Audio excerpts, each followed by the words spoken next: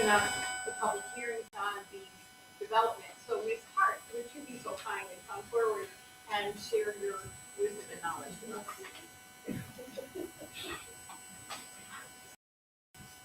So Mr. Blair is going to assist me.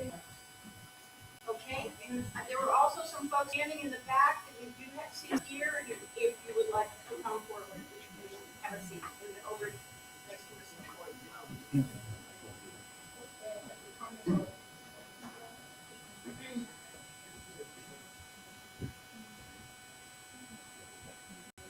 So I'm going to provide some details regarding the conditional rezoning request that we'll have public hearings on. And that's for not rezoning and the Raleigh Road extension. So I think on the agenda, Raleigh Road is first. So we'll talk about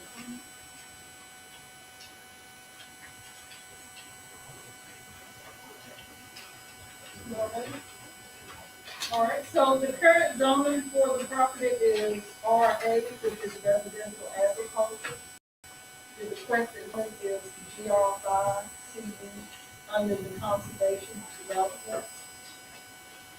A text amendment to allow townhomes under conservation development standards for GR5 was approved at the October 11, 2022 board meeting. The comp plan shows the area as medium density and low density residential. Medium density residential intended to remain predominantly suburban in character and to provide for the medium density single family residential development on smaller lots and those in low density and residential and agricultural areas.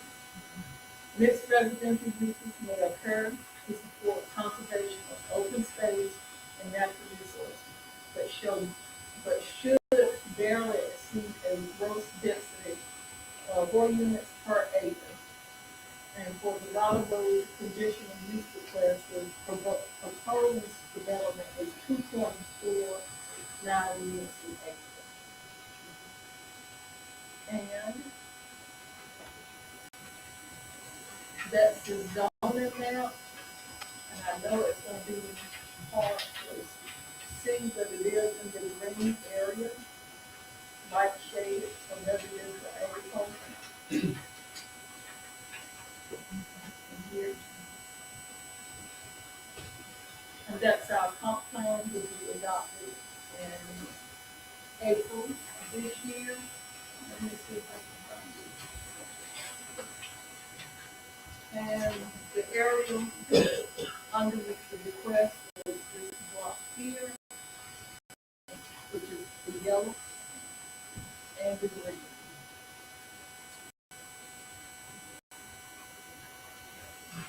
Are there any questions?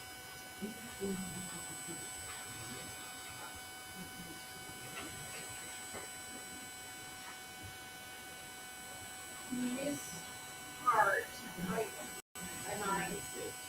do have some questions based on the changes that you sent to us earlier in the month. Is this an okay time for me?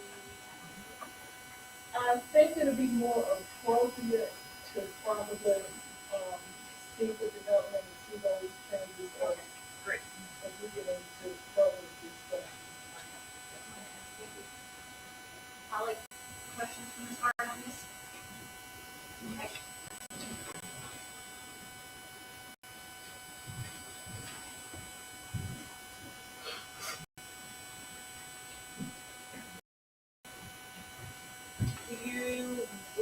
Do you want to wait, do you have additional information to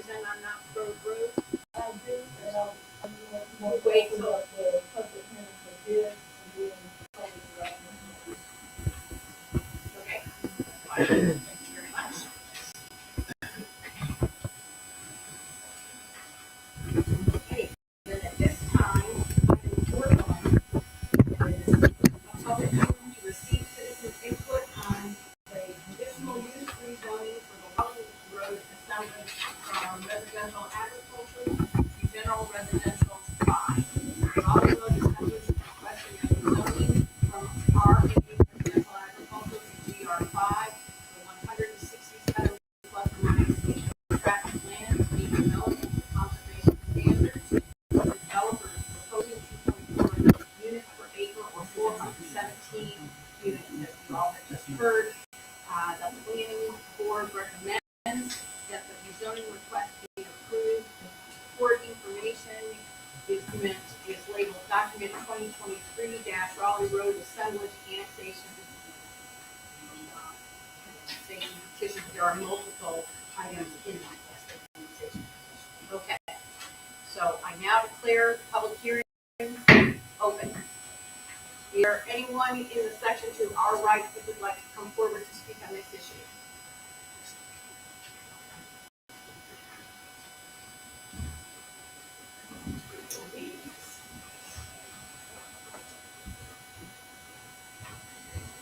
And for the record, once you're at the podium, if you will state your name and address, we would appreciate that. Good evening, viewers, and Mayor. My name is Ajulo Oka, and my residence is 1325 Raleigh Street, or sometimes referred to as Raleigh Road. I did appear, I was here during the planning meeting, discussion of this rezoning request. And during that time, I shared with the planning board the historical significance of this, and in particular that the area under consideration is directly adjoining my property. We are neighbors, we're on the same property line. And especially of special concern for me was that my family cemetery is located near this area. And that cemetery dates back to pre-Civil War times. And also that in the same area is the home of Congressman Henry Cucito, and that there were other aspects of this particular area that were particularly important to the community, our history together. And so I shared those concerns during the planning meeting. And after the planning meeting, I met with the developers. They came to meet me at my home along with the environmental engineers. And we walked the property together. They listened to my family, they listened to our concerns, and they adjusted the plans based on what they heard from me. Originally, the plan was to have a 25-foot setback from our adjoining parcel line that has been increased to 75 feet. And originally, there was no fencing between that development and our area, and now the original proposal is 100 feet. We requested 700 feet, and they agreed to 600 feet. And so, for those reasons, I appreciated that they listened and adjusted the plans based on our concerns. And so, for those reasons, I'm here to support the development.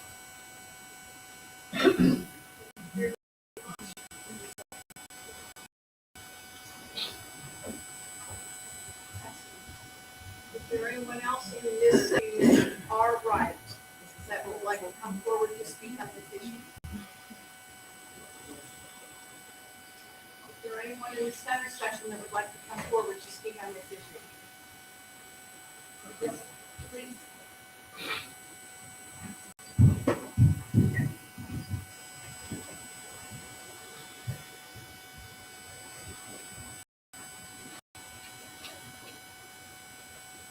My name is Gloria. I'm the name of Boston 3659 Red Apple Drive, Oxford. And I have with me my neighbor. I'm Shodonia Caprice, Washington, Simmer, 3663 West Antioch Drive, Oxford. Ms. Gloria, can you restate your last name so you please explain your Gloria Renee Basement.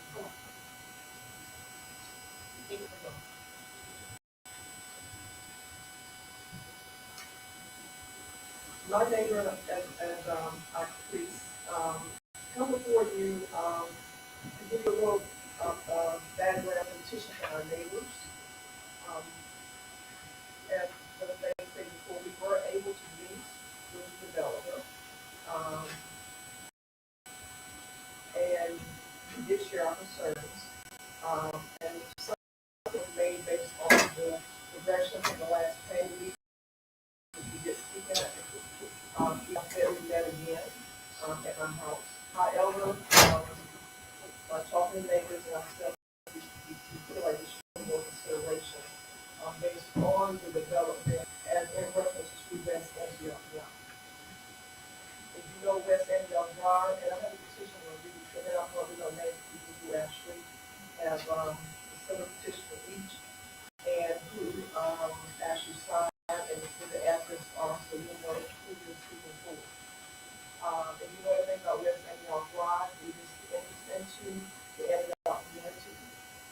And so, as you read this petition concerning the Lago Assembly annexation.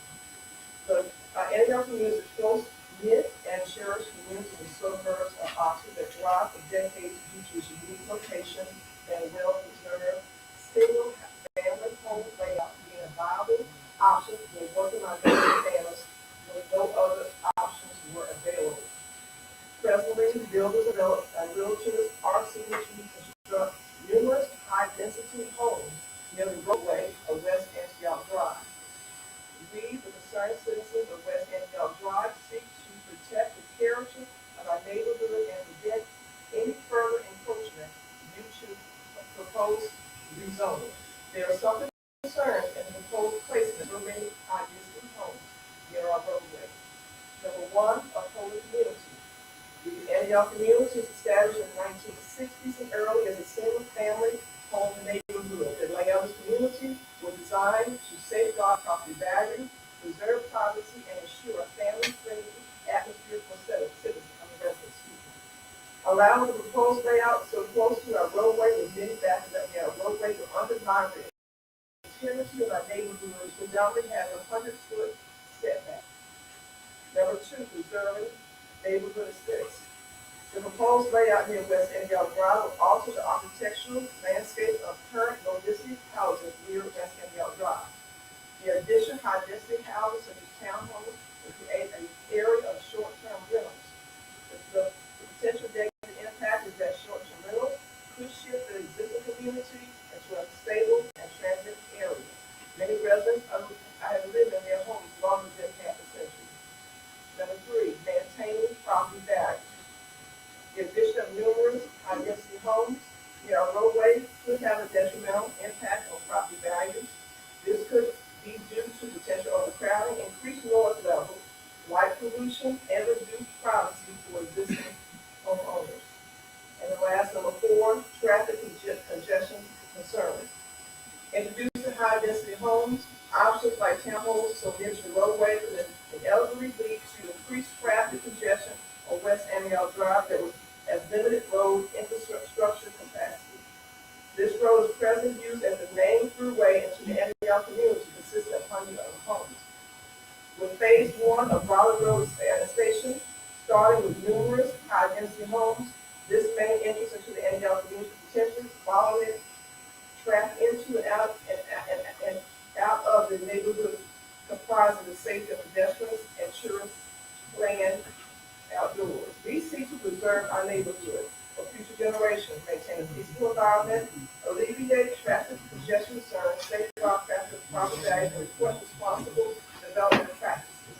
We offer these solutions for improving the layout of development, which could reduce negative impacts for the established neighborhoods of Antioch. Number one, having low-density homes, at least 50-foot to 60-foot single-family lots with 100-foot setbacks, consisting of berms, greenery, ironwork, brick fencing near the roadway. Number two, restricting any signage advertising the subdivision within 75 feet of the West Antioch Drive to preserve the community's appearance. And number three, have DOT to complete their traffic impact to the Antioch community. Consider the West Antioch Drive is currently used As noted on the DOT report that was given to the neighbors, it was suggested that they will conduct a traffic study or recommended. Number one, as a resident of Annandale Drive, Annandale community, these people are in agreement with the three proposed considerations listed above.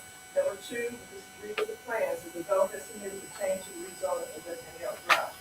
Now, due to our meetings, I don't know what these 80 people is coming from. A couple considerations were made. It started out with a 50-foot setback.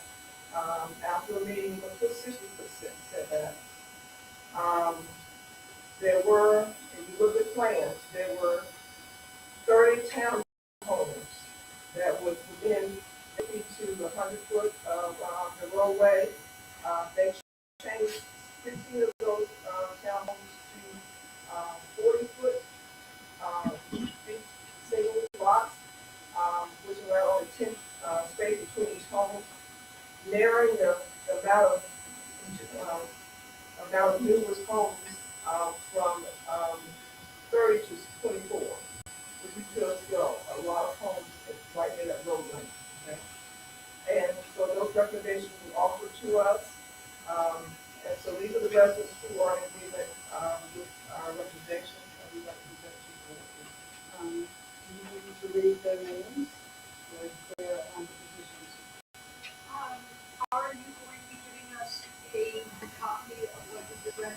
Hard copy, and each resident sign one. So we have one for each resident. It's 11 residents who have homes. They're West Annandale Drive or Stone Lane Drive, which is it's actually the road that is between the beach off West Annandale Drive between our two.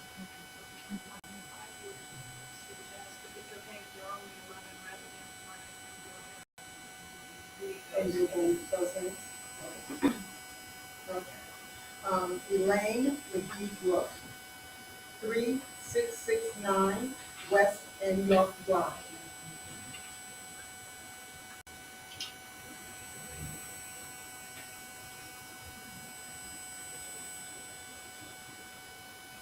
Gloria Renee Thornton Mason, 3659 West York Drive.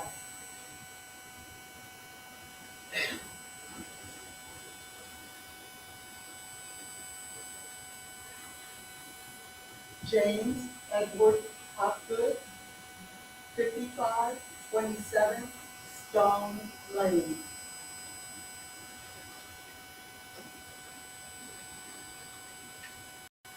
Jaree Askew, that's Jare, Askew, 5117 Stone Lane.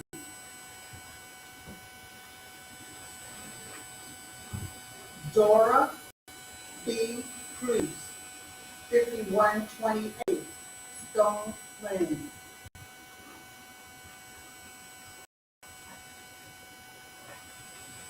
Timothy Lee Oakley, 5129 Stone Lane.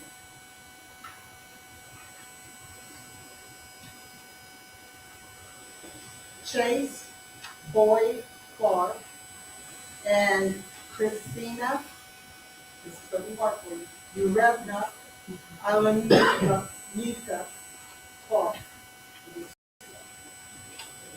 Oh, I'm sorry, 5130 Stone Lane. Roosevelt and Shirley Greenwood, 3667 West York Drive.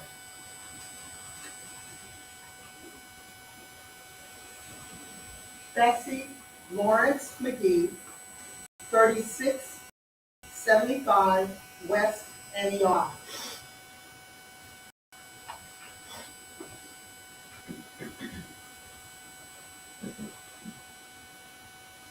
Augustus Washington, 3663 West York Drive. He's my father, and I am his legal guardian, and I live at the residence with him. And we want to say thank you for hearing our concern. I guess one of the things is, if you notice, West Antioch Drive is going to be phase one, of the actual building. It was considered as a afterthought. It was, you know, the bottom road was a lot more planning in terms of landscape and the mountain setback. And West Antioch Drive, they just a lot of houses that were just placed at the way. We want to have the same solution, you know, that the neighborhood, is in a certain, it's been in a certain way for a while, we want it to be, continue. Shiny. Oh, I'm sorry. Thank you. Thank you very much. For the comments, we appreciate that. I think there's one type of.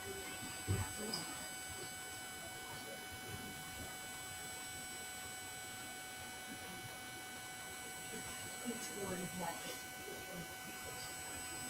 So how would we do this?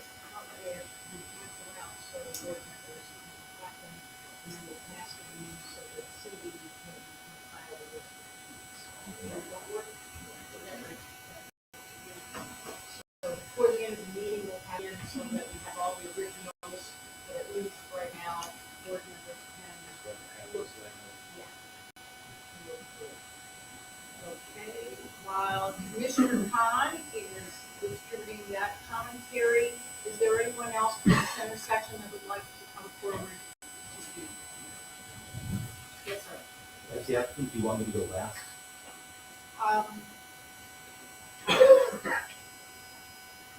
Do you want the developer to go now or wait till we're done and then follow the developer?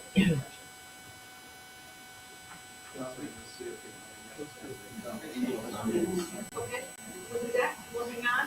So anyone besides the developer in the center section who would like to come forward? Okay, is there anyone in the section to our left that would like to come forward to speak on this item? Is it Pursue Knox Grove Road or just the other project? Right now we're doing, Raleigh Road.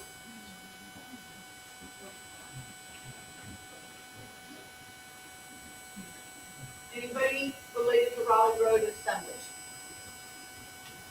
Okay, then we'll invite well, I'll do one last call, that's what I always do. If there's anybody, we'll still have an opportunity if somebody wants to come forward after the developer speaks, but is there anyone from any section that wants to come forward? Okay, sir.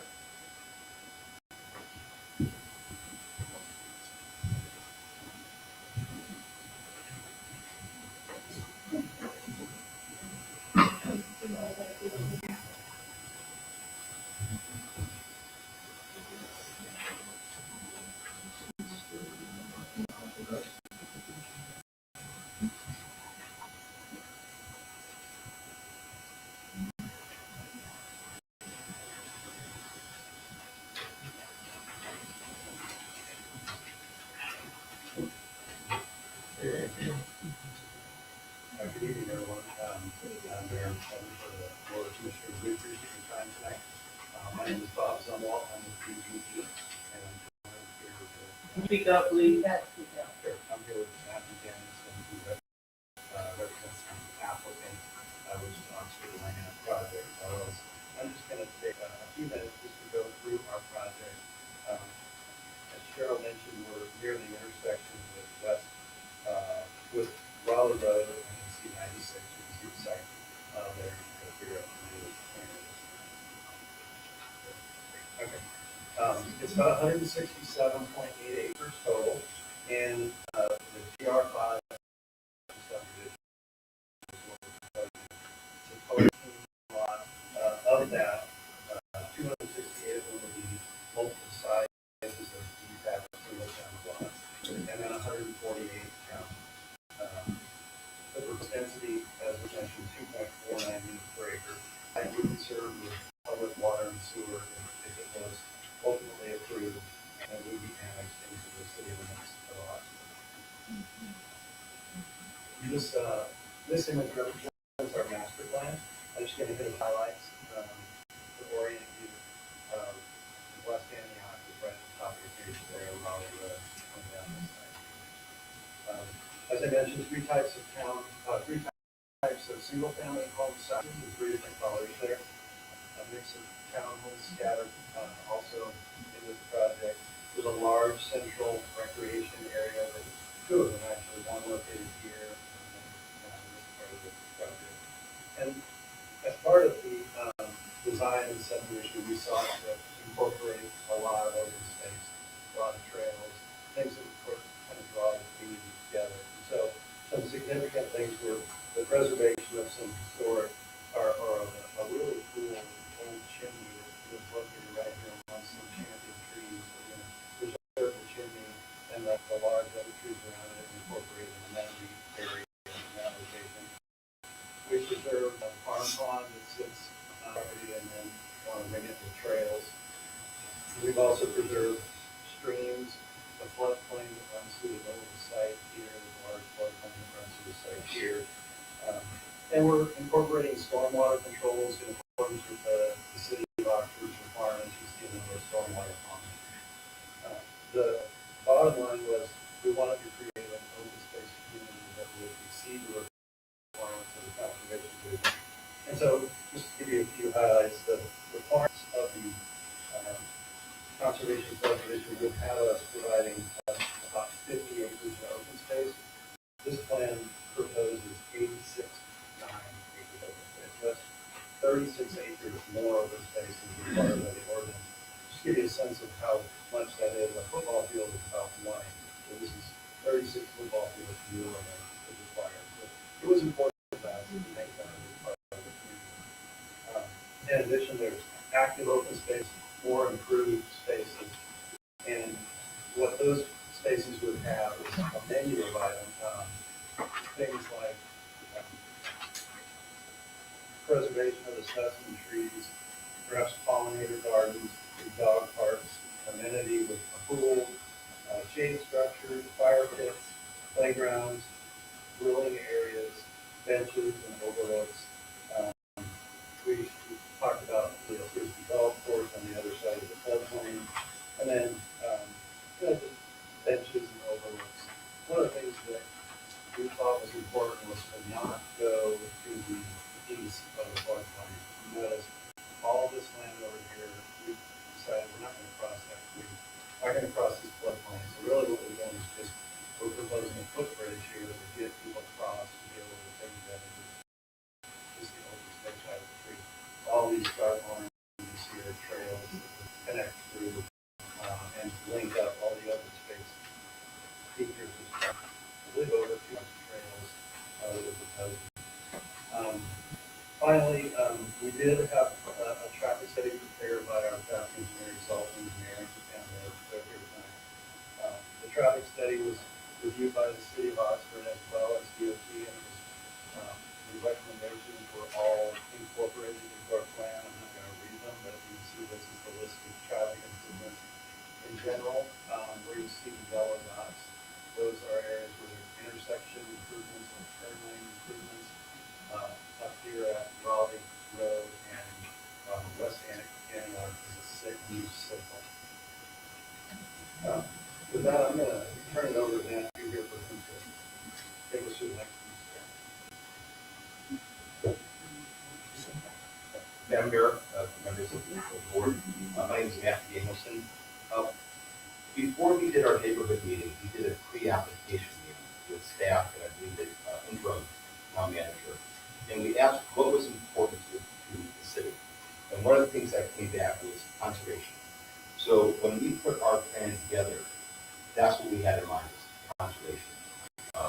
We didn't want to come in with a plan and have it be way out there and have to twist our arms and say, no, do something different. We want to come in with a legitimate plan. And I think that's reflected by not having very many public comments here today, actually, because it is a good plan. Prior to our planning board meeting, while it was not required, we did a neighborhood meeting virtually, and we listened to what the neighbors were saying. There were some legitimate questions that people had. Not that they were necessarily against it, for those, of course, people like but questions like, what about traffic? What about storm? Again, legitimate questions. And by listening to them, we were able to answer a lot of those questions. At the planning board meeting, we heard comments from some people that weren't able to attend the virtual meeting. And even though we were given unanimous recommendation by the planning board, the board did recommend that we host another neighborhood meeting, but not required. But that's actually what we did, because we listened to what was being told to us. Our first meeting, neighborhood meeting, we sent a mailer out 5:30 to the property. We picked that because that's what the city does. But there were some comments that people did not receive our notice for the first meeting. So our second meeting, we did a mailer for 1,000 people, because we wanted to make sure we listened to what people had to say.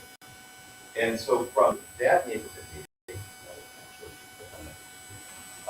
some of the changes, in fact, they were mentioned here today. This was Ms. Otho. We met her on her property, and originally it was a 20-foot buffer.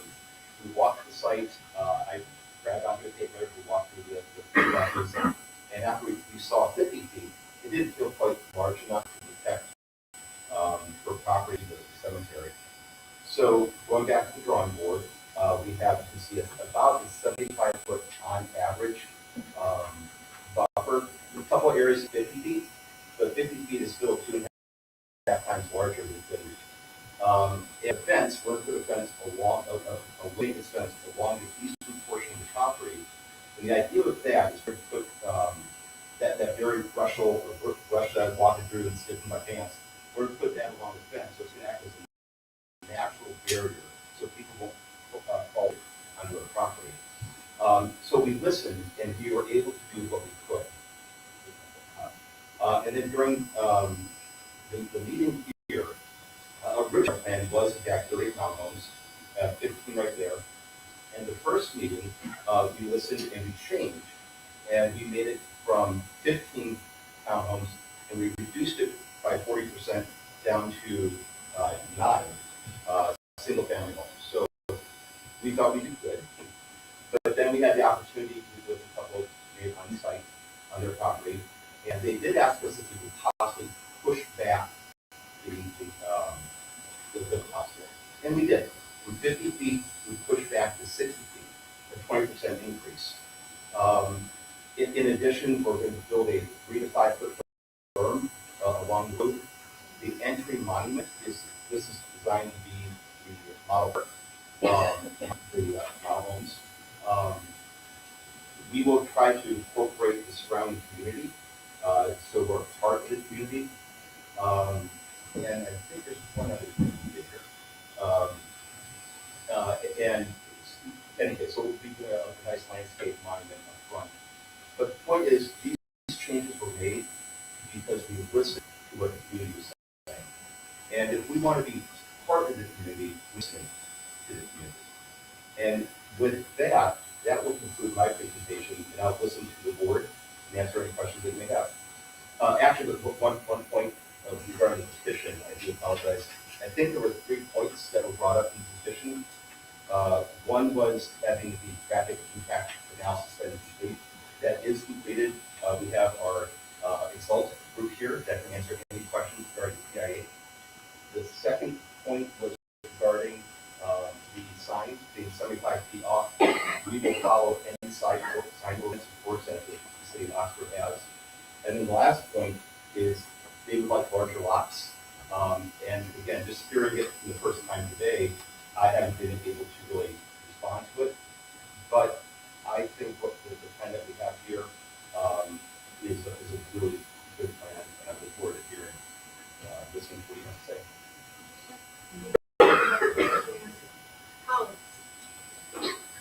Questions, prior to Mr. Gilmore or Mr. Jameson? You used to agree with how you're protecting the cemetery that's there, it's a historic cemetery. Yes, what we're going to do is along, so that the cemetery is actually well into the property. Bob, did we make that be 150 feet?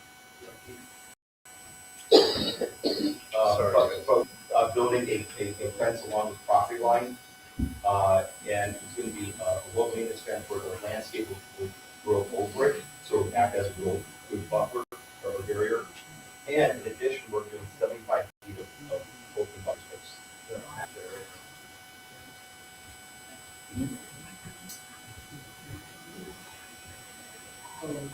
I heard, different numbers relative to homes that are gonna be built near the road that, some of the citizens of the Antioch area were concerned about. I heard 30, then I heard 24, then I thought I heard 9. So is it down to 9 now? Sure. It, right there, the line I mentioned, was originally 15 townhomes. Okay. To the south of that, the orange, that's also 15 townhomes. We're 30 townhomes. Right. Cross off 15, so now we're down to 15 townhomes, and the orange represents 9 single-family homes. 9 single detached family homes. It's a 30 less than 40, that's up against That's correct.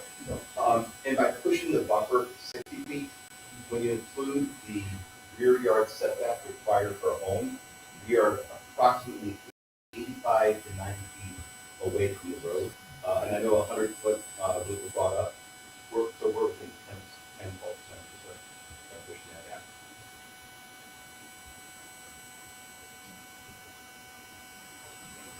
Questions, Anderson? Any questions?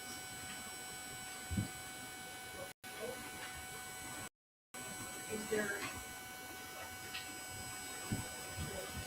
And I guess I have one question, but I managed to pull up my map. So all of these changes are clearly written out on the new maps that Ms.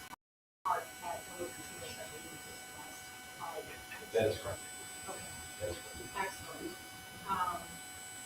And I would just add a comment for colleagues who spoke about doing some adjustment to our conservation standards in the UDO after we get through this. But because in this particular development, we exceeded the open space requirement of 30%, we are now, we are actually almost at 50%, which is much closer to where space development are being first. So thank you very much. If that gentleman, unless there's anything else that you would like to add? Okay. You're going to see if there's anyone in any of the 3 sections that would like to come forward and speak on the Raleigh Road Assembly Home. Okay.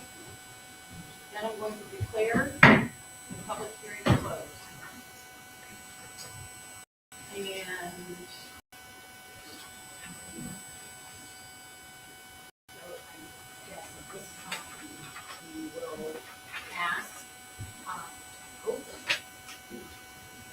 we will ask for a motion from the board. Okay, motion from Commissioner Toby and Second by Commissioner Khan, but for the record, state your motion. Edwin Braun, annexation. We're not on the annexation petition right now. We are on 4.1, and it is a conditional use rezoning. So that's what they're going to 4.1 is. Yeah. Our 4.1 is missing. That's what I've been telling you. We've got the petition for, annexation. You're getting the, no, okay, received 4.1, received citizen input on the rezoning for the Raleigh Road Assembly from RA. Then it goes down, 4.2 is consider directing the city clerk to investigate the efficiency of the petition for annexing that closing. But this is, so that's not what you're looking at. Bear with us as we're adjusting to technology, we've been here for years.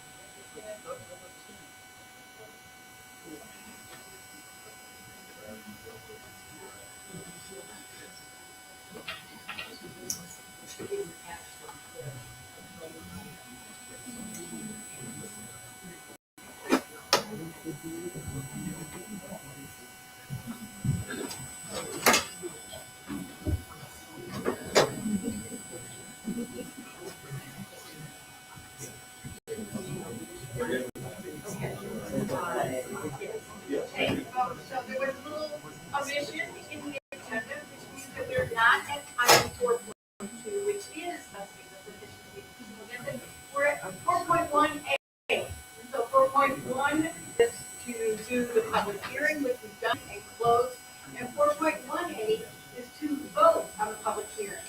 And so, for the record, and I apologize for that confusion, I'm going to just reread what the request is, and then we'll let Mr. Tony carry on with his motion, which is that there is a recommendation and a request to rezone Raleigh Road Assemblage property area from residential agricultural to general residential fund. This is a 167 plus or minus acre tract of land which is being developed under the conservation standards as we have just discussed. The developer is proposing a limitation that's for the conditional use is that the limitation be, even though we are expanding, the request is to expand to GR5. That is for the purpose of allowing townhomes. The conditional use is to restrict the actual number of density to 2.29 homes per acre, or a total of 417 units. If passed by the board, that would be a condition that is clearly stated. So I apologize for not stating all of that clearly, and we go back to what is the pleasure of the board. Motion by Commissioner Toden to accept the Recommendation. right, to approve the rezoning request for conditional use of 2.49 units per acre, allowing under GR5, which allows townhomes under the conservation standards. Is that, Mr. Burnett, is that okay? Clearly stated. Well, I think the best way is probably amend the agenda to reflect the item to the board to vote. So we need to amend the agenda first. Right.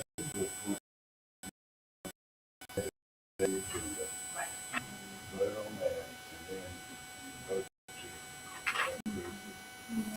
Right, okay. Is it right if we go ahead and add the same amendment for item 4.3?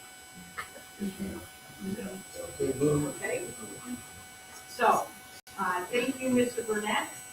We will, I am asking if there is a willingness on the board to add an agenda item 4.1A, which is to vote on the request for the Raleigh Road Assemblage, as well as 4.3A, which is to vote on the rezoning request for the Knox Road Assemblage. What is the pleasure of the board? Oh, we have a concomitant motion. I think that's Commissioners Hahn and Bullock. Any discussion here too? All in favor of amending the agenda to include an item 4.1A and item 4.3A, signal so by saying aye. Any of the like sign? Those two motions carry with our thanks to Attorney Burnett. Motion. I think we're all clear on what the I request think we know what the motion is. 4.1A.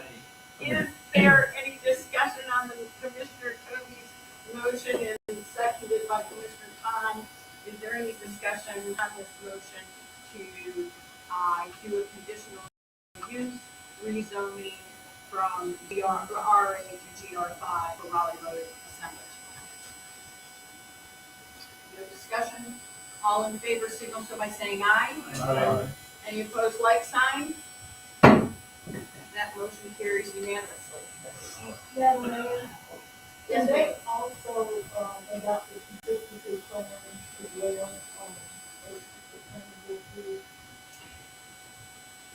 To adopt a consistency statements, yes.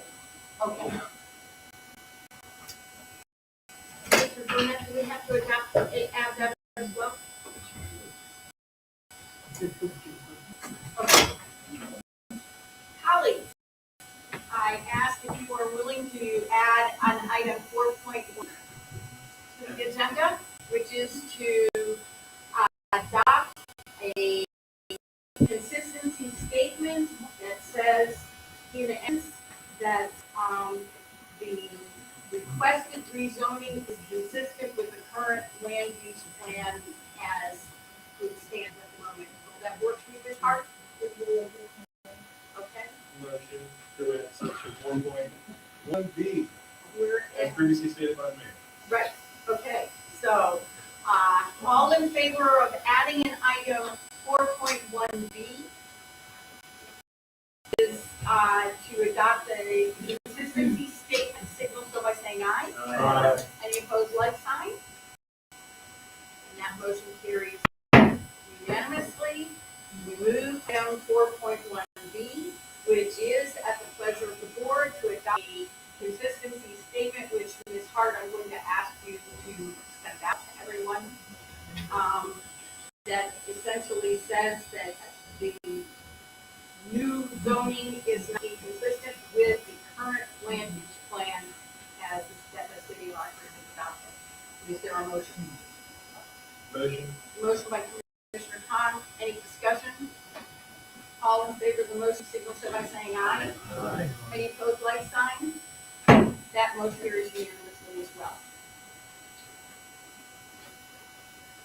And as if there are not enough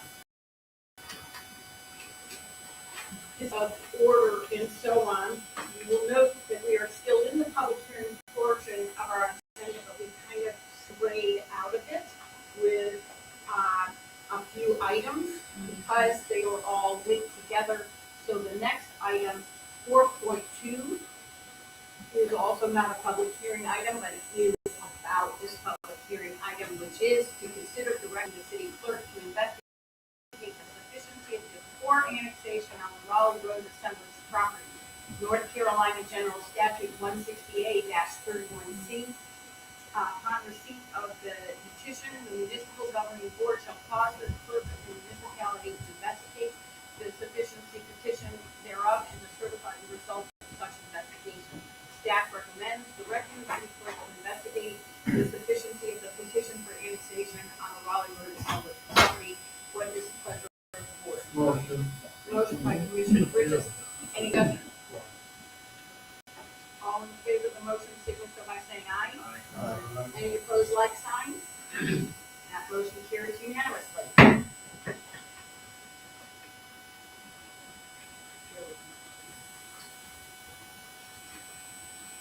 Item 4.3, receive citizen input on a conditional use rezoning request for the Knott Grove assemblage development from residential agricultural to GR5 conditional use.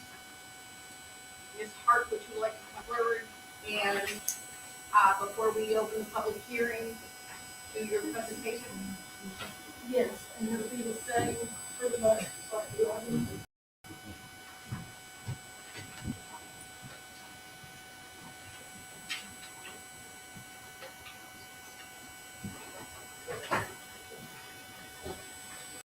So this is regarding the condition for the Knox Road.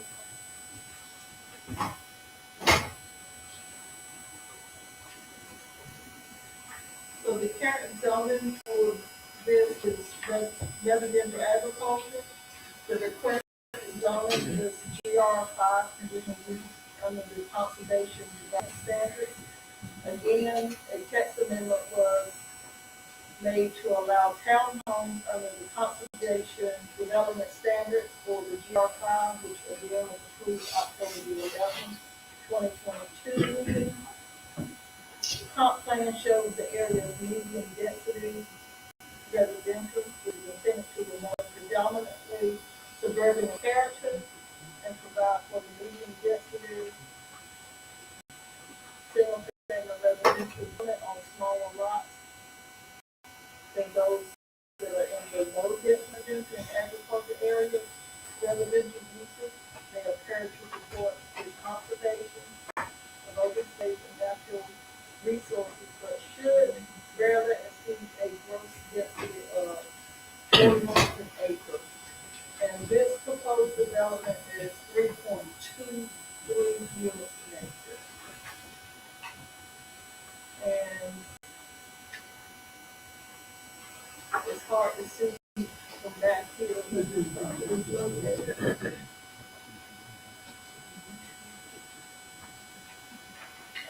But I think it is right here, which is residential agriculture.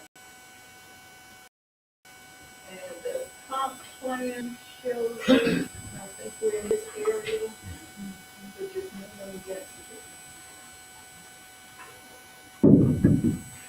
Are there any questions? How, do you have any questions for Ms. Hart?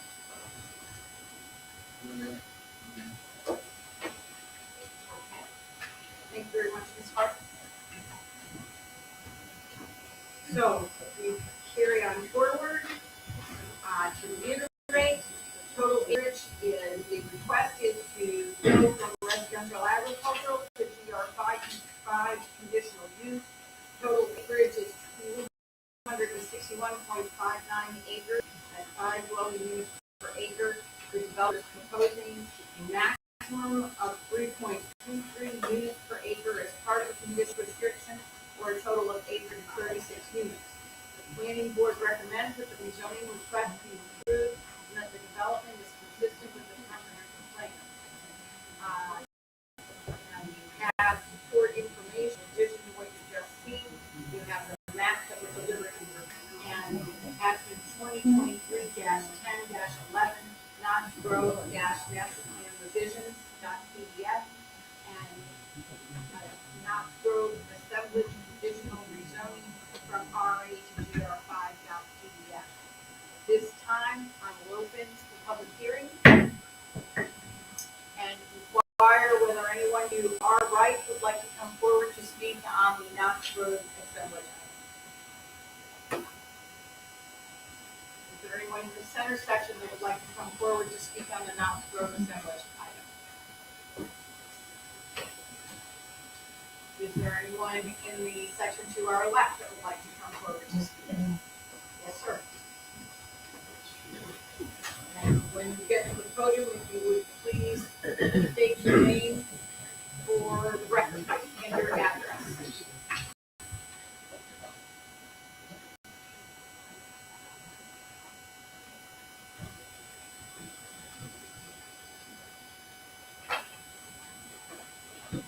Gentlemen, ladies, good evening. I'm a developer.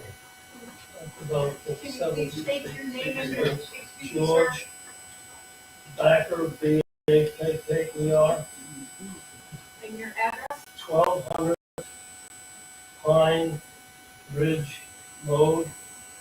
That's in Watkins.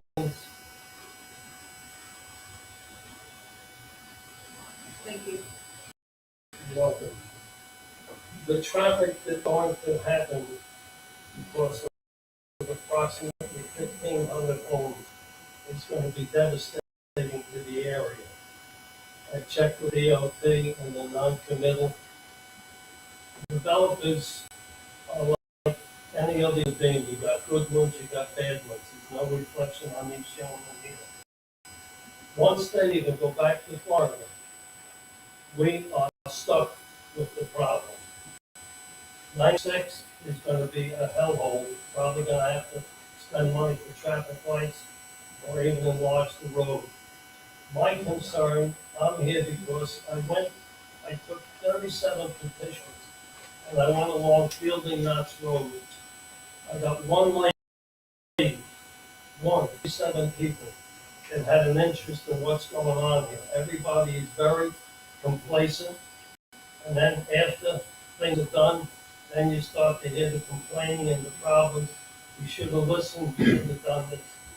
My concern, I have a piece of property that adjoins the 261 acre piece, where the city or the state took it under a, what would you call it,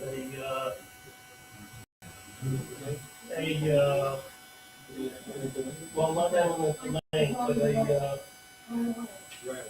right of way that, I wanted them to put the traffic from New Covenant Road to come down past my property because it's right alongside the thruway or I-85 for the traffic to get to 15 to go down because you're not gonna have any business that people are gonna travel to work going down 96.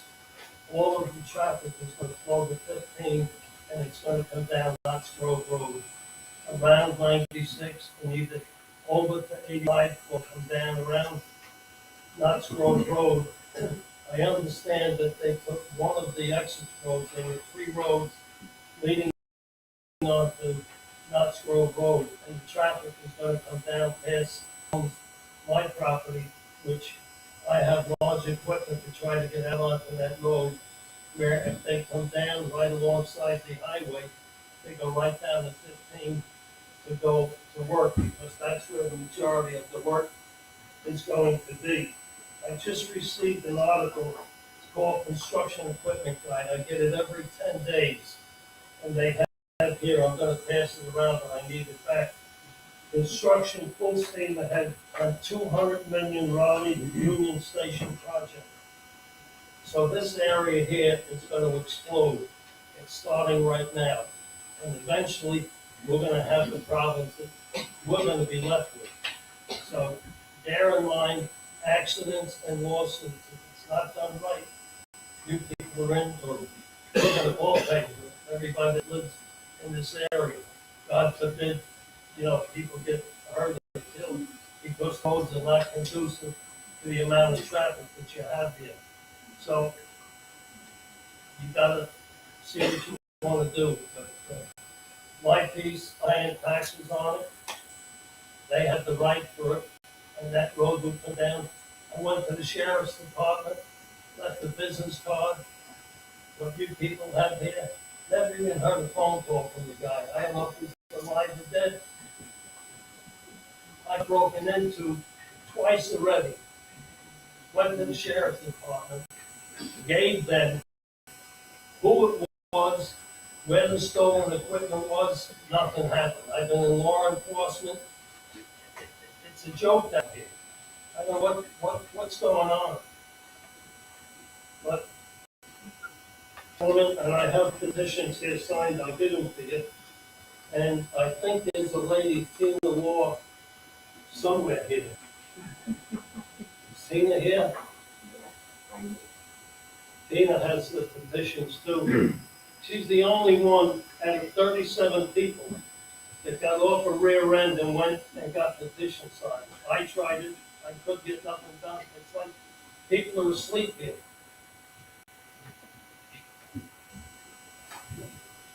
Okay, okay. You do this now. And then you go. Thank you. Thank you.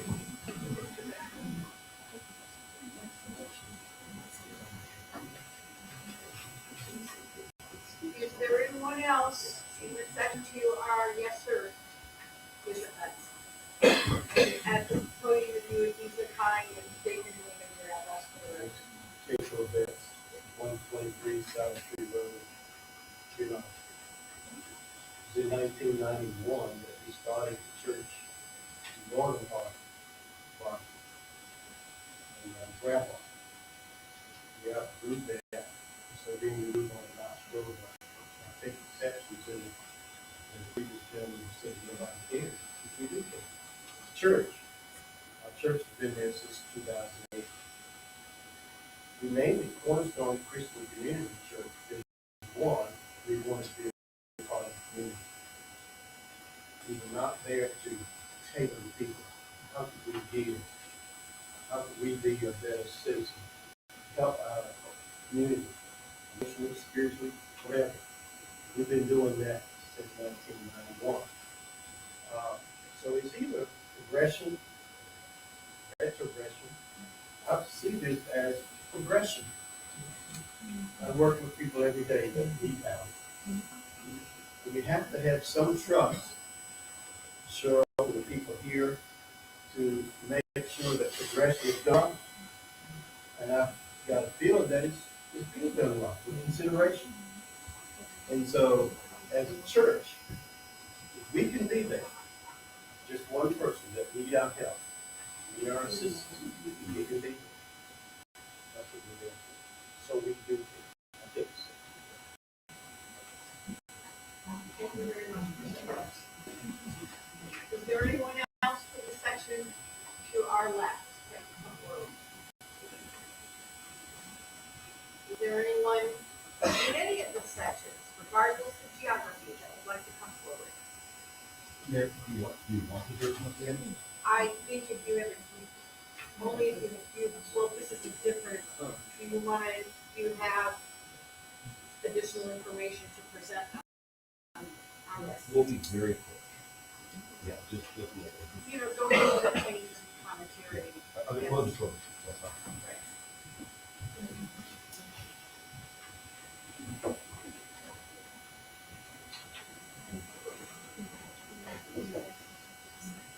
Madam Mayor, again, Matthew Danielson, the applicant.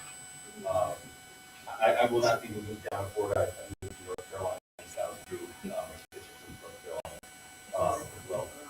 The purpose of this community, as noted, is 3.23 units. We didn't try to do a medium density. We didn't try to jam in as much possible units as possible. We wanted to build a community that really was part of the community. But let's get down to all the walking trails and so forth. In the neighborhood hearings and in the public hearings that we had, the biggest concern was this on the left-hand side, this intersection right here. The concern was that because it's an intersection, people would be using that road to the south as a cut through. So what we did is we simply moved it. And that could hear that come. Now, we, of course, cannot control where people are going to drive on public streets. But we did what we could. And the second item that we did here, we heard from the property owner to the east, who is a champion rifle or marksman, and there's some concern about that. We shifted our townhomes, I think, an additional 5 feet to the left. That's all we could do. But we heard what he was saying, and we went from 120 feet, I think, and we pushed to 125 feet. Again, listening to what the community was saying to us. Those were the big changes that were made, and then we'll answer any questions that we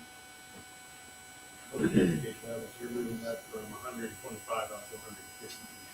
Thank you. I'm sorry. I'm short of this one.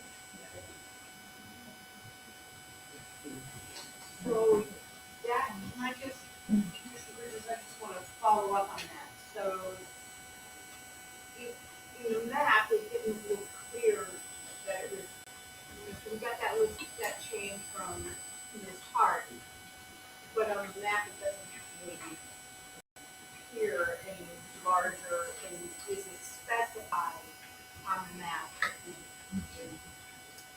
There's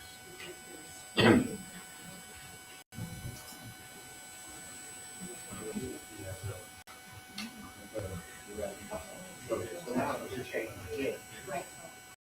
Oh, yeah, okay. I was looking at the depth, you know. Yeah. Okay, thank you.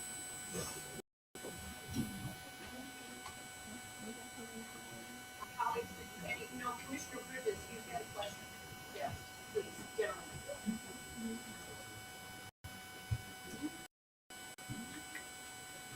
a concern that I heard from previous speakers was traffic. And my question is, did y'all do a traffic study, and what was the result? We did do a traffic study. Exalt, come on down. Good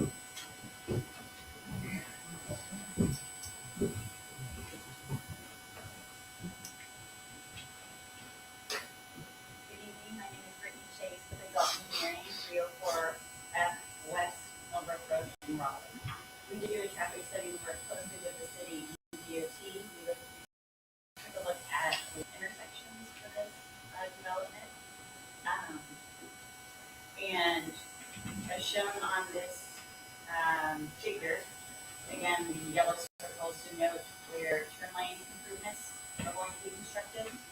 At US 15 and Knox Grove Road, Knox Grove Road and the six driveways, Knox Grove Road and NC 96, and then up at NC 96 and West Antioch. That is nothing to do with the other with Raleigh Road, assemblage, but yes, and then up at NC 96 and New Commerce, will be signal based. And all intersections are predicted to operate at such a when we go out.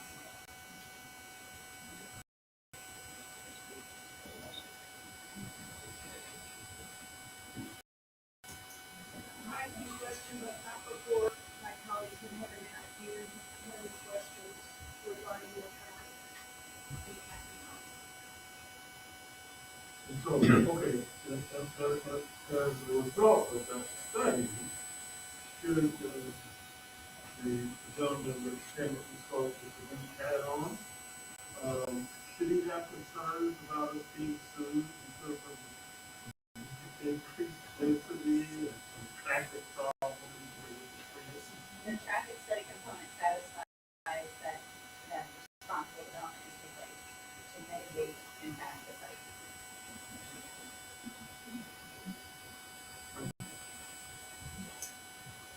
Any questions of this end? So I believe I know at the end of the discussion that anybody in the other speaks, I feel confident to ask the question about roundabout and whether there's a discussion about traffic. Because I do, in my heart, believe the traffic lights cause traffic jams and roundabouts alleviate them. Was there any consideration at all given for installing roundabouts where there was encouragement for signalization? Yeah, typically we don't look at roundabouts unless our standard intersection doesn't work with traditional improvement. And so we did not look at roundabouts due to right-of-way constraints and that sort of thing. Okay. I think we'll find out in 30 years.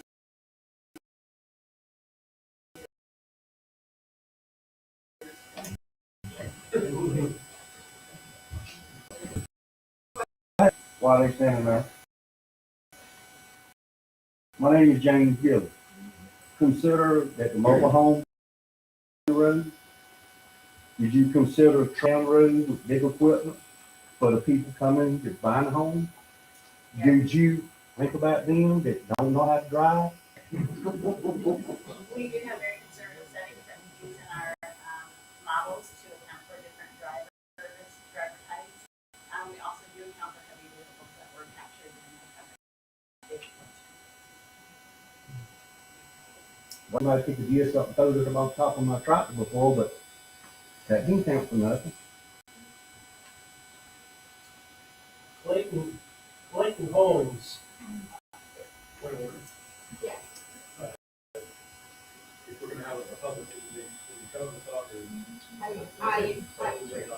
This is a public hearing, we allow the one question that the board to be able to question, and anybody that would like forward to speak at the podium as part of the public hearing and identify yourself by name and address, we are happy to have you do so. We can always ask the developers and their team to come forward and respond.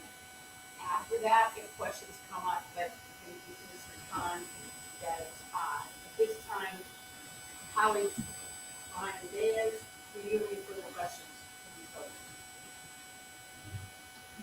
Okay, thank you. Then, with that in mind, if somebody would like to come come forward, yes, which is 11, would like to come forward and speak on this item. State your name and your address for the record. Church Street, North Carolina.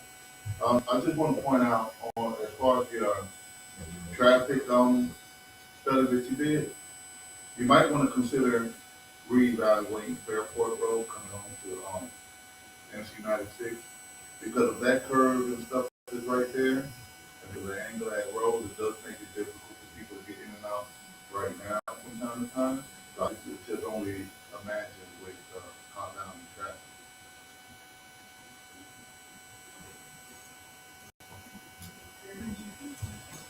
Would anybody else like to come forward? Yes, sir.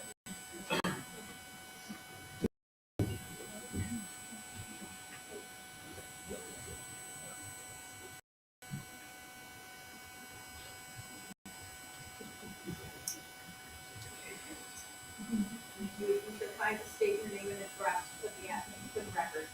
My name, David Hinton. I live at 207 Trenton Drive, Knoxville. I am trying my best to appreciate the zoning and the imaging that we're shown, and I can't make anything of it. And I would like to know if the water treatment plant and the outflow from that goes across this road and runs down and eventually joins into Fishing Creek and from there to the Tar River. This is an area that is worthy of consideration because it carries the things that have not been removed by the water treatment plant and is susceptible, I think, to more development and what might be coming there. So I would seek that we have better depiction of these areas when we're asked to make decisions, and I'm coming here as a citizen trying to understand. And I feel like we're not being treated fairly because we cannot see what's being talked about. Thank you. Thank you very much, Mr. Hinton. For the moment, gentlemen, would you take your slides back to show the image which shows where the housing is and 1, 2, 3, 4. I think it's the fourth slide, so that at least for Mr. Hinton, he can see that area. I don't know if this helps, but at least it shows a bit better that if you maybe speak to the buffer size on either side of that with red.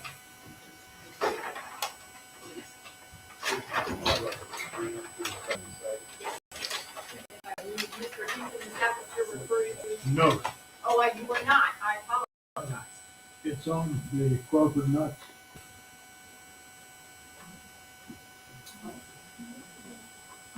Nuts Road, okay, thank you. I'm still trying to learn.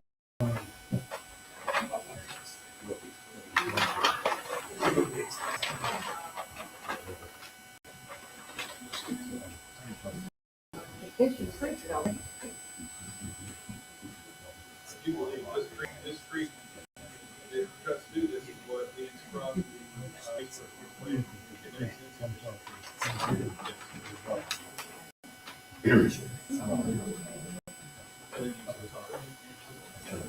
Not necessarily Do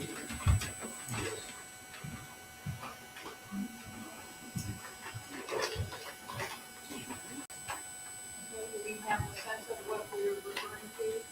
I think it's fucking Raleigh Road, actually. No, he's That's what He's actually talking about. I thought I thought you literally just said Raleigh Road. no, I did, but that, I heard wrong. But let's just go ahead and use it off the here then. Let's see, can we talk about stormwater runoff? Yeah. I haven't done that one movie now. Yeah, buffers and so forth. Yeah. Okay. And Ms. Ratcliffe, do you have any comments in relationship to what Mr. Stephen said? The discharge for the wastewater treatment plant. Yeah, let's just talk about buffers. Okay, let's, if we can also hear, if you hold that, let's hear from our city engineer if possible. The discharge point for the wastewater treatment plant is just north of Knox Grove Road, near the intersection of those two creeks that are coming together on the left-hand side of the screen. And yes, that is Fishing Creek, and Fishing Creek does go to the Tar River. And it's all polluted, right? It was been polluted since I moved in over 30 years ago. No, ma'am, actually, the state has come out to the city of Oxford to do their rollout of the North Carolina Water and Wastewater Master Plan, because we are a exemplary plant with regard to treating our wastewater. Because I live close to Fishing Creek on Fielding Nut Road. Nothing has ever grown there and still does grow in that water. No fish, no nothing. The water that we discharge from the wastewater treatment plant meets and exceeds all of the standards, and that's not the issue that is causing the problem that's in the creek. I don't know exactly what that is, but it's not from the wastewater treatment plant. Okay, with that, thank you very much, Ms. Ratcliffe, gentlemen. What I can tell you is that all the streams that were identified as being protected have just put buffers on them, and our homes are further off than they have. And throughout the zoning phase, we don't get into the details of the stormwater design, but all of Oxford's requirements, that's stated to make sure we're treating and maintaining all the stormwater and this in accordance with all the requirements. So we can know, our board and public can know that there's a 50-foot buffer on either side of each of these streams. Excellent. Thank you very much. Colleagues, any further questions on this item? Okay, if there are anyone else in the audience who would like to come forward, please on this item.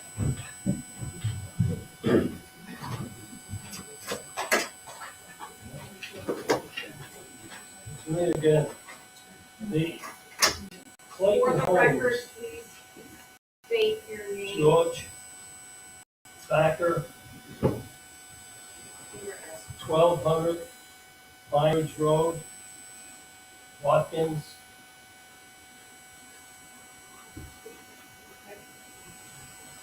I spoke to Clayton Homes. They're backlogged up until next February, building modular homes. At 16 feet wide, a single, and a double would be 16 plus 16. When they come out on a single lane road, how are they gonna get out? I'm asking you people.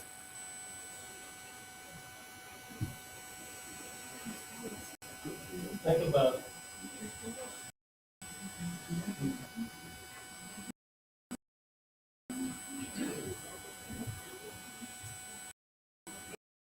Anybody else who would like to speak on this item for any section?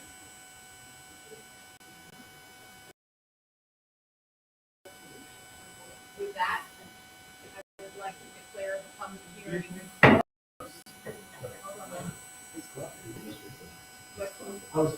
I'm a module home manufacturer on the, and they've been going up and down that road for this. Okay. They don't know what to do. Thank you, name this address which is spoke. Yes, please, for you, stand and state your name and your address.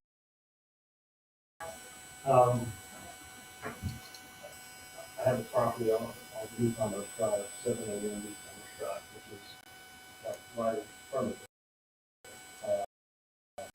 Living Grants County, and that property run. I don't really have anything to say, other than I'll do it. You made, That's it. so we just wanted, because you did make that one. Okay, yeah, that's fine. Thank you very much.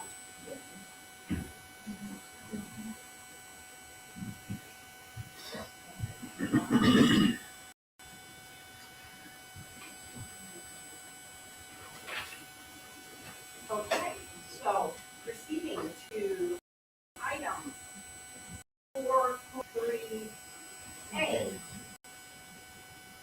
which is to consider a conditional use rezoning request for Knox Road assemblage development to change the zoning from residential agricultural to general residential 5 conditional use restricting the maximum 2-3 units per acre or a maximum of 836 units total.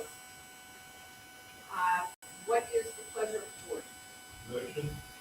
Motion by Commissioner Khan. Is there any discussion on the motion? All in favor of the motion, signal so by saying aye. Any opposed, like sign. The motion carries unanimously. All very much for your patience with that and for your comments and taking the time to come up. With that, Ms. Hart, do we need to add 4.3B to have consistency with the comprehensive board?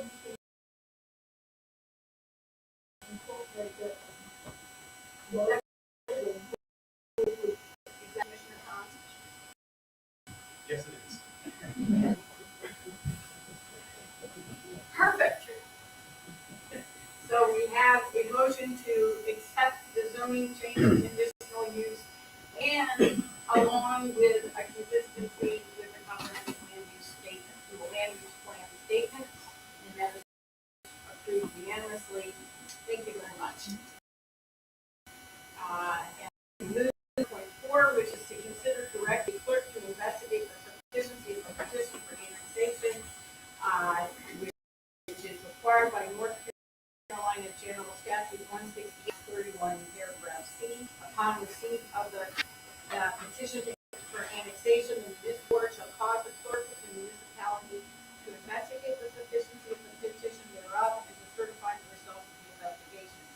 Staff recommends directing the city clerk to investigate the sufficiency of the petition for annexation for the Knox Road assemblage development. What is the pleasure of the board? Motion by Commissioner Bridges. Any discussion? All in favor of the motion, signal so by saying aye. Any opposed, like sign? That motion carries unanimously. At this time, we will move forward to section 5 of our agenda, which is city business. I have that paper.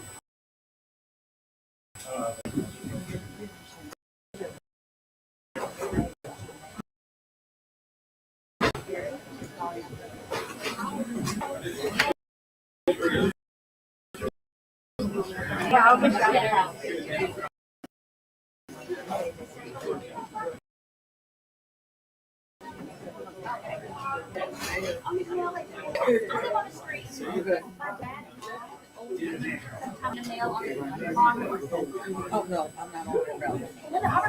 USPS, retired, 25 years. You came by to say hi. Angela Bassett.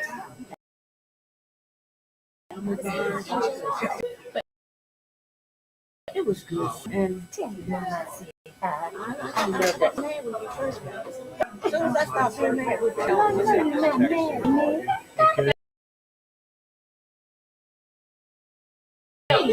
Please don't be. Yeah, okay.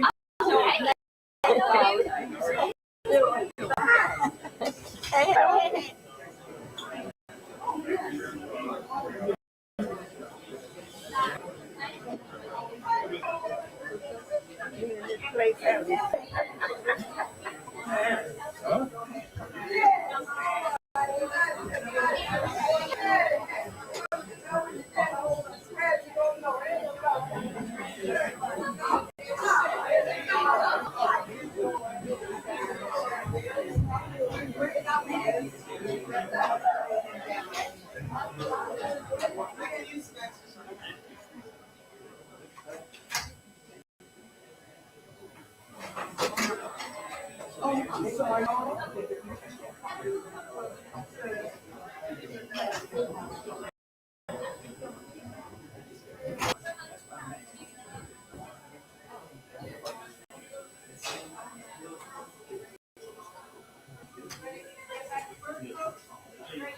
thank you very much. Item 5.1, consider calling for a public hearing to receive citizen petition by Bruce and Carol Kelly. The owners are petitioning to manage development on, calling for public hearing, attachment labeled Hicks Mill annexation, parentheses 1.pdf. What is the pleasure of the board? Okay. My mayor pro tem, Commissioner. Motion by council, any discussion? All in favor of the motion, signal so by saying aye. Any opposed, like sign? That motion carries unanimously. Item 5.2, consider authorizing the city clerk to investigate and certify the sufficiency of the annexation petition for future development on Hicksdale Road. And we already know that the owners are petitioning to have 1.9 acres of future development. Staff recommends directing the city clerk to investigate and certify the sufficiency of the annexation petition. What is the pleasure of the board? Motion, Commissioner Cody, anything? All in favor of the motion, signal saying aye. Any opposed, like sign? That motion carries unanimously. Item 5.3, we struck because it was redundant, so we move forward. Item 5.4, consider approving a carry forward 2023 budget amendment for stormwater work on New College Street. In June of 2023, $100,000 was approved from the stormwater fund balance for stormwater work on New College Street. This appropriation is to carry forward to the current year. Staff recommends approval of the budget amendment to carry forward an appropriation of revenues from stormwater fund balance to fund the work on New College Street. Your attachment is PNG budget amendment voucher stormwater maintenance 2024.x. What is the pleasure of the board? Motion by Commissioner Bullock and Bridges, concomitant. Any discussion there too? All in favor of the motion, signal so by saying aye. Any opposed, like sign? That motion carries unanimously. Item 5.5, consider adopting a resolution accepting additional funds for the 2018 DWI sewer main project and approving the budget amendment. The board has previously approved the water and sewer fund balance transfer of $1,424,850 for the 2018 sewer main replacement project. The board also approved asking the LGC and the Division of Water Infrastructure for a loan increase of $1.5 million, and it has been approved. The additional funds will come from the Clean Water State Revolving Fund, which will increase the state revolving loan from a total of $6,142,139 to a new total of $7,642,139. The budget adjustment for the 2018 sewer replacement project will reflect the additional increase for the project of $75,000 and $75,150 and a loan increase instead of a fund balance transfer. Staff recommends the board adopt a resolution accepting the increased loan offer and approve the budget amendment. Your attachment is labeled accepting additional funding offer 2018 sewer line dated 11/1/23.gov. Also have an attachment labeled engineering budget amendment voucher 2018 sewer main replacement.x. What is the pleasure of the board? Motion. Motion by Commissioner Khan. Any discussion? All in favor of the motion, signal so by saying aye. Any opposed, like sign? That motion carries unanimously.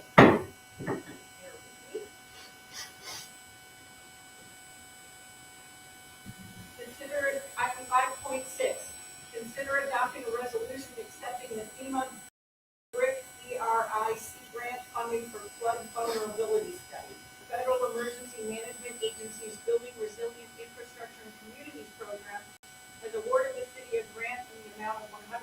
The city will use the funds to form a flood vulnerability and risk assessment to develop a more comprehensive and detailed understanding of the flood risks to its infrastructure, key public services, and historically disadvantaged communities as a basis for developing a strategy for reducing flood losses and disruptions to the city. The total project cost is $150,000, and the city will contribute a 30% match in the amount of $45,000.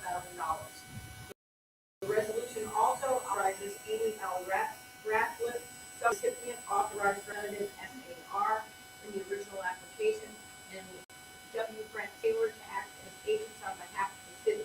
The staff recommends that the board adopt a resolution accepting the FEMA grant funding.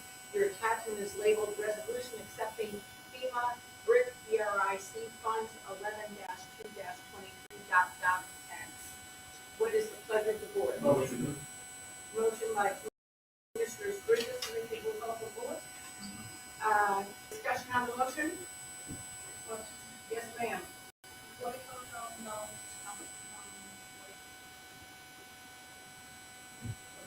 Mr. Taylor? Is the stormwater fund? Any further questions, Commissioner?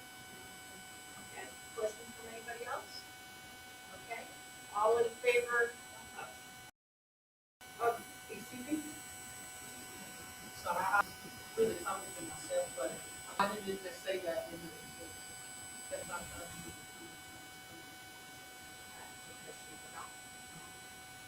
No problem.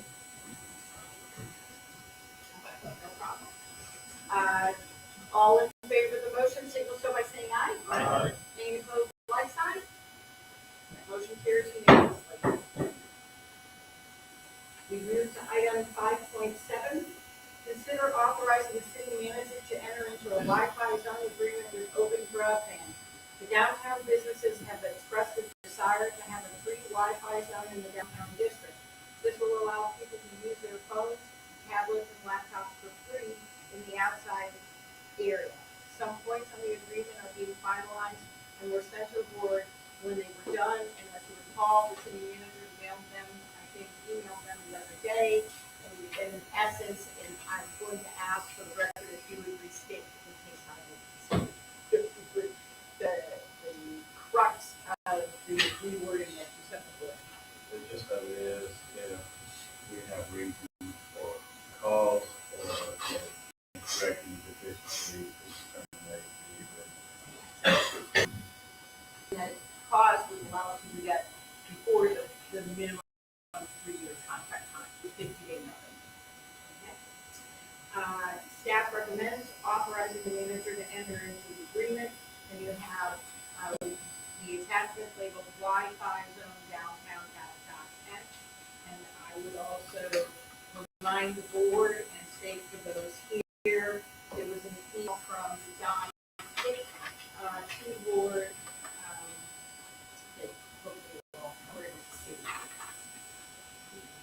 Yes. Oh, yes. What, let's do the motion and then the discussion? Yes. What is So the pleasure? I'll have a motion. Yes, okay, I apologize. Go ahead. That's, I was distracted by the name. No, gotcha. Okay, so we have a motion to authorize the manager to enter into the agreement. Is there any discussion? Commissioner Gill? Well, when I read, what's the last name, Don? Fick. Who is he? He is an Oxford resident. Okay. I He didn't know. must be on our sunshine list. I happen to know him. He's in Rotary with me, but I think he's on the sunshine list, so he resident in Iowa. So I was curious, does this point have validity or, because I was going to get to that too, but I was asking a question about what has the county already done with broadband. So I was just curious, because I'm familiar with it, I'm not a tech savvy person, but, you know, I do find it interesting. And I did know that the county has put in a lot of things, and some of his points validated the very things that I said in the previous board meeting. So Commissioner Khan may respond. So, let's put about last time, so what the county is doing is providing broadband internet to communities. And you recall, Bright Street, Covington, Oxford, Hingham, Lionsville, but that was the county portion of broadband. What we're talking about is the broadcast of Wi-Fi signal you can connect your laptop or phone or tablet to within the downtown central business district. Okay, two entirely different things. One is running infrastructure and one is providing services. The primary,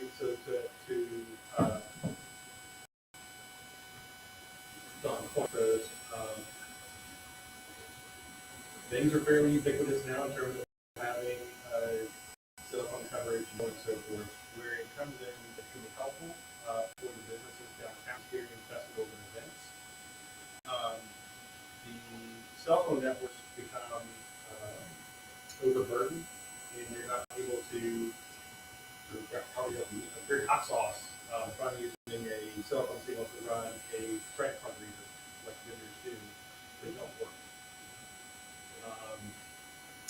Even last weekend with the craft brew festival downtown, it was hard for the food vendors to process credit cards. And again, the infrastructure for managing cell phones and phone calls and things of that nature is all kind of bandwidth and capacity. This will allow for vendors to be able to connect to our public Wi-Fi and be able to connect to emergency services. It will allow for folks who want to visit our restaurants in 2 days to be able to have Wi-Fi access should they so choose. This will definitely go a long way in helping the city of Oxford expand the hot sauce festival, which we have talked about, and being able to provide service to the vendors on the street. And if we would improve some of our connectivity outside of the downtown area. This has nothing to do with anything else that we're talking about. It's the broadcasting system.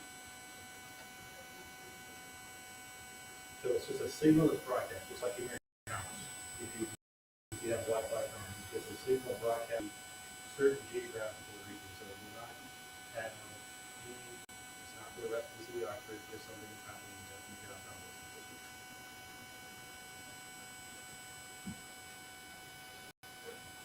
Ms. Beard, do you have, because I know I sent the comments to you or CC'd you and Pierre Zhang. And Mr. Zhang said that, the DOEC is obviously, as Mr. Thomas conveyed, strongly supportive of this. Do you have anything that you would like to add? No, ma'am, I didn't. Okay. Questions from anybody down here? Was there any discussion with the DOEDC throwing into the pot on the annual fee? I believe this is coming out of the DOEC budget. I could call it the city manager. At this moment, it's coming out of legacy variance that was a discussion that was in, has since been, I think, some designated eligible for some grant funding. But right now, Is there room for discussion to think that, I don't want to make her too much from Commissioner Gilreath, but is there room for some discussion about whether or not the city and the DOEC might go into the annual fee after it gets set up? Understanding the DOEC budget, and the strong interest from the chairman of that board, I don't think there's any issue with having that discussion about incorporating some of that into the DOEC budget. So, any further questions or comments on this end? Down here, so that would be my suggestion is to see out cost sharing. All in favor of the motion, signal so by saying aye. Aye. Any opposed, like sign? That motion carries unanimously. Thank you. And we move forward to consent agenda, which is to accept the most recent finance report and approve the minutes from last month, which was October. Is there a motion? Motion by Commissioner Bullock and Mayor Pro Tem. Any discussion? All in favor of the motion, signify by saying aye. Any opposed, like sign? That motion carries unanimously. I would invite any comments from Commissioner Khan. Shall I read a extra from War and Peace? I have no other comments. Okay. Commissioner Gilbert. Commissioner Toby. Yes, sorry guys. Have we got any further with, I know that the weather's getting cold now, the homes people around here, have we got any further with trying to find somewhere safe and secure for them? I mean, today with the chiefs and Ms. Hart, and we're working on that. And I was back by first December. Thank you. Thank you very much. Commissioner Bridges. I'm good. Okay, and I should have said this, it was on my mind to say it earlier when everybody was here, and I apologize that I didn't, but I would like to reiterate again our thanks to the fire department for their outstanding work last week, to Alyssa for working so hard to find placements for the impacted businesses, to Amy and the police department and all the staff that mobilized without thinking twice, not taking a moment for a city manager, just doing what needed to be done to protect as much of the city and personal assets as possible. We are grateful to each of you, and we thank you so much. Public Works Department for cleaning, you, it's just everybody. It was so apparent to everyone in the community just observing how cities just jumped to did what needed to be done and did a great thing. So thank you for that. Mayor Pro Tem.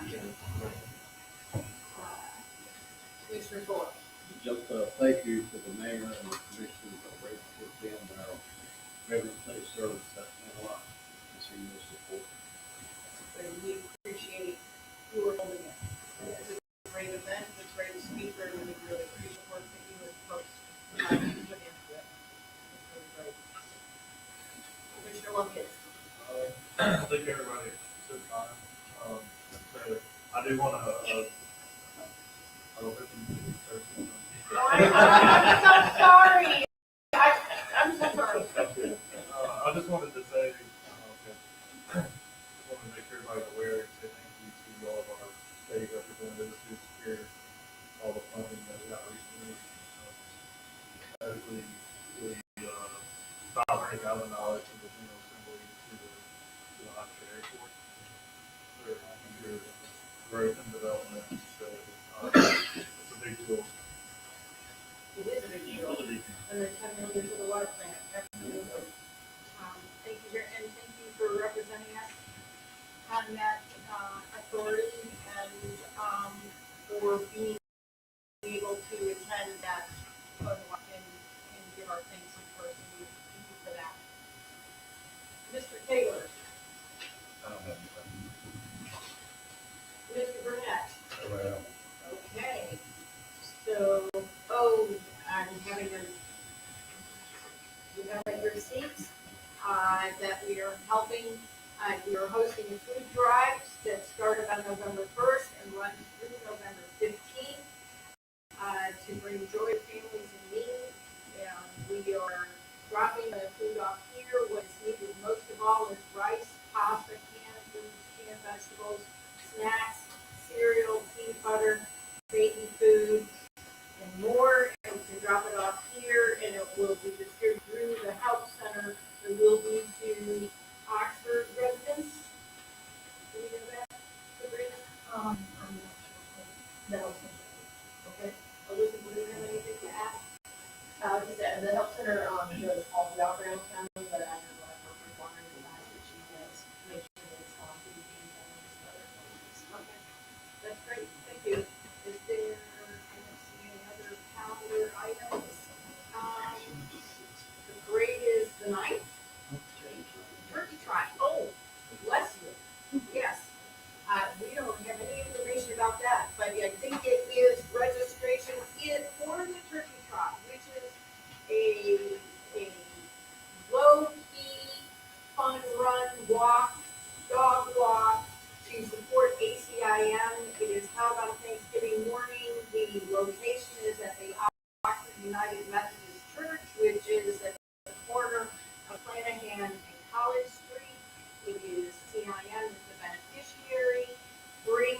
a few cans of food. I think registration is most likely from 8:30 to 9. And then the turkey trot is off for a 2-mile loop down to the Masonic Home for Children. You go in and loop around the circle there and come back. And it's pretty easy. Bring along some of your jammies. And thank you for reminding me about that. It's a lot of fun. And lighting of the greens, it's December 8th, it's not the last Friday, December 8th. And lighting of greens starts at what time? 6:45. The line that we made installed is at 6:45, and that's the week. That's what I was looking for, I apologize. So activities begin at 4, lighting of the greens is at 6:45. Mad dash down to the start of the parade, which is at the back parking lot for us at 7 p.m. And Jingle Mingle. So I think we need a little information about the Jingle Mingle, if you would, Alyssa. Yes, December. So originally this used to be a smaller event that was done after hours during the week, but this year we decided to make it a full day event where it's just for holiday shopping and dining and downtown. So all the businesses hopefully will participate. They'll have different sales, different types of activities, and we're gonna have some buskers around downtown playing holiday music. So it's gonna be a really good Great. Shop local. Shop downtown Oxford. Okay, is there anything else for the good of the cause? Calendar items? I wrote something on the note, but I've moved so many papers. I don't know where that is. I don't know. Move to adjourn by Commissioner Bullock. All in favor, vote with your feet. And thank you for your time and attention. It was one day that we appreciate.